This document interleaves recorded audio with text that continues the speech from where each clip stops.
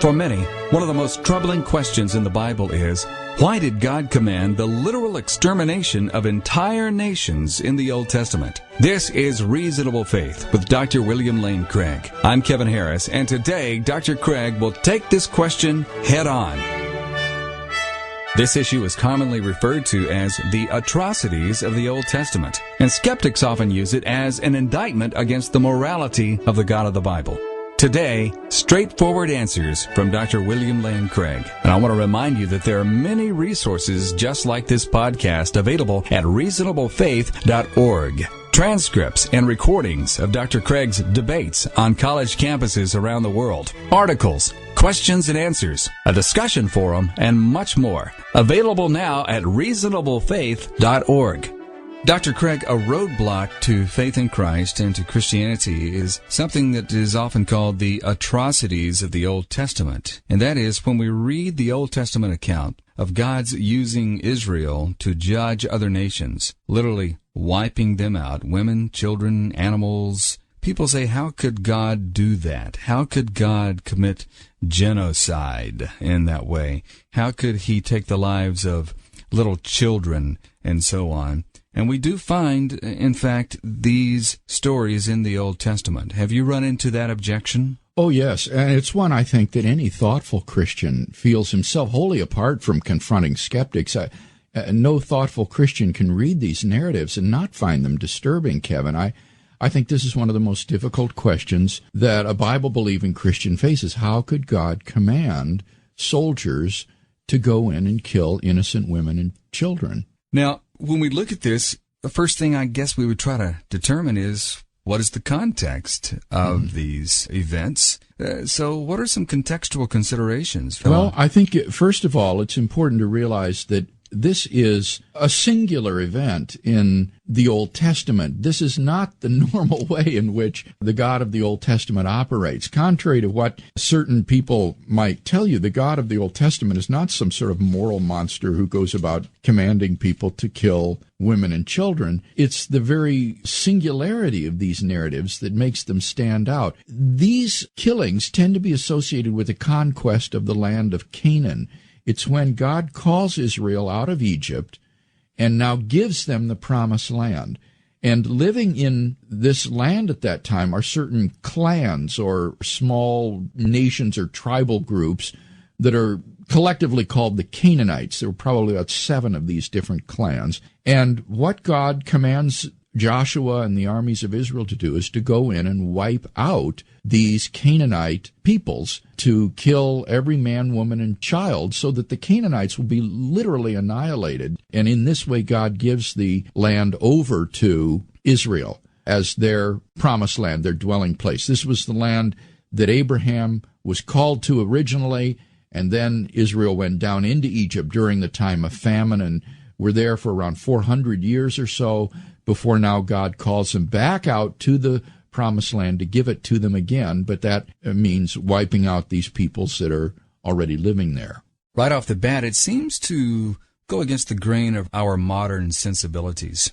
Oh, yeah, I certainly think so, because we have in modern warfare a distinction between civilians and combatants, and it seems morally atrocious to kill these women and children who are non-combatants. And so it does present, I think, a real difficulty for the Christian in reading these narratives, especially, as I say, what's odd is that it's so different from God as you read about him in the rest of the Old Testament, where he's compassionate toward those who are suffering, the downtrodden, the oppressed. He's fair in dealing with other people. He even loves pagan nations. I mean, one of the most remarkable stories in the Old Testament is the story of Jonah, where God sends a prophet to Nineveh, this pagan nation, because he says there are a couple of 100,000 people there who don't know their right hand from their left, and I have pity upon these people. So he sends a prophet to them, even though they're not even Israelites.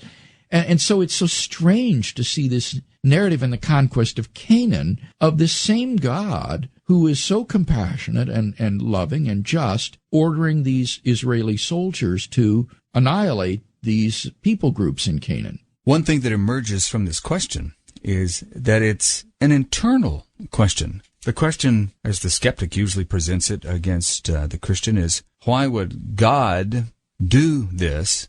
Yeah. And you immediately think, well, wait a minute, if it were God who were doing this, we're talking about the God of the universe here. So it becomes an internal question of why God would do this as opposed to, is there a God who did this? Exactly. I think that's right, Kevin. And if you ask yourself, suppose this objection is unanswerable. Suppose the skeptic is able to demonstrate to our satisfaction that an all-loving, all-just God could not have issued such a command. What follows from that? That Christ didn't rise from the dead? That Jesus Christ was not God incarnate? That God does not exist? Well, no, obviously none of that would follow. All that would follow is that God, in fact, did not give such a command as you have recorded in the book of Genesis. Now, that would mean either these stories are simply legends, perhaps myths of the founding of Israel that never really occurred, or else, if these events did occur, then Israel, carried away in a fit of national frenzy, thought God is on our side, and so they imagined that God had commanded them to do these things. In other words, what this objection is really an attack on is not the existence of God or the truth of Christianity. It's an attack on the doctrine of biblical inerrancy. Now, that's important, I think, but nevertheless, it's not central to the truth of Christianity. If one were forced to, one could give up the doctrine of biblical inerrancy and say, all right, I guess God really didn't issue these commands after all, for one reason or another. But nevertheless, I still believe God exists. I still believe in the incarnation of Christ, the resurrection of Christ, and so forth. So it's not an objection to the existence of God or the resurrection of Jesus or anything like that. What it really is it's a type of criticism of biblical inerrancy. At most, it would harm the doctrine of inerrancy, but not Christianity itself. Right. That's the point that I'm trying to make, is that it's important to see what's at stake in this objection, lest we think the objection proves something that it doesn't. It has nothing to do with whether or not God exists, or whether or not he brought Israel out of Egypt, or whether Christ was born of a virgin or fed the 5,000 or any of those things. It's really an attack upon the accuracy of the Genesis account of the conquest of Canaan. And what's ironic about this is that a lot of critical scholars think that, in fact, these aren't historical stories. A lot of critical scholars think that these are just legendary stories that were invented about the national founding of Israel, sort of like the legends of the founding of Rome by Romulus and Remus. And therefore, these events never really happened. So for those kind of liberal scholars, this isn't even a problem. The problem doesn't arise because they don't believe God ever gave such commands. They think these are just in a sense, myths or legends. So while I don't agree with that perspective, I think it helps us to put the objection in perspective. This is not an objection that strikes at the heart of theism or even Christianity. It would attack simply the accuracy of the Pentateuch with respect to the conquest of Canaan.